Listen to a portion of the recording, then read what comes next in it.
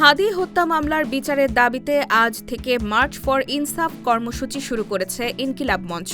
সংগঠনটির আহ্বায়ক শরীফ ওসমান হাদির হত্যার সুষ্ঠু বিচার নিশ্চিত করার দাবিতে আজ ৩রা জানুয়ারি থেকে আগামী ৬ জানুয়ারি পর্যন্ত এই কর্মসূচি চলবে। শুক্রবার ২রা জানুয়ারি রাজধানীর শাহবাগে আয়োজিত এক কর্মসূচিতে ইনকিলাব মঞ্চের সদস্য সচিব আব্দুল্লাহ আল জাবের এ কর্মসূচির ঘোষণা দেন। একই দিন জুমার নামাজের পর সংগঠনটির নেতাকর্মীরা বিক্ষোভ মিছিল নিয়ে শাহবাগে অবস্থান নেন।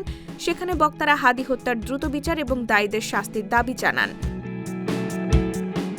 আব্দুল্লাহ আল জাবের বলেন, মার্চ ফর ইনসাফ কর্মসূচির অংশ হিসেবে ইনকিলাব মঞ্চের সদস্যরা অন্তর্বর্তী সরকার, বিভিন্ন রাজনৈতিক দল এবং দেশের প্রত্যন্ত অঞ্চলের সাধারণ মানুষের কাছে যাবেন। তারা হাদি হত্যার বিচারে জনসমর্থন ও সহযোগিতা চাইবেন। পাশাপাশি আগামী ৭ জানুয়ারির মধ্যে হাদির হত্যাকারী ও এ হত্যাকাণ্ডের সঙ্গে জড়িতদের শনাক্ত করে অভিযোগপত্র দাখিলের জোর দাবি জানান তারা।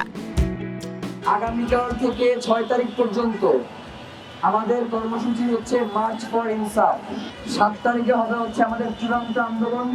ওই দিন প্রয়োজনে আমাদের যদি হরতাল ডাকতে হয় আমরা হরতাল ডাকব। নির্ধারিত সময়ের মধ্যে দাবি পূরণ না হলে আরও কঠোর ও চূড়ান্ত আন্দোলনের হুঁশিয়ারিও দেন সংগঠনটির নেতারা। গত ১২ ডিসেম্বর দুপুরে গুলিবিদ্ধ হয়ে গুরুতর আহত হন শরীফ ওসমান হাদি। প্রথমে তাকে ঢাকা মেডিকেল কলেজ হাসপাতালে, পরে রাজধানীর এভার কেয়ার হাসপাতালে ভর্তি করা হয়। অবস্থার অবনতি হলে ১৫ ডিসেম্বর উন্নত চিকিৎসার জন্য এয়ার অ্যাম্বুলেন্সে করে তাকে সিঙ্গাপুরে পাঠানো হয়। সেখানে চিকিৎসাধীন অবস্থায় ১৮ ডিসেম্বর রাত ৯:৩০টার দিকে তিনি মারা যান। পরদিন তার মরদেহ দেশে আনা হয় এবং ২০ ডিসেম্বর জাতীয় কবি কাজী নজরুল ইসলামের কবরের পাশে তাকে দাফন করা হয়।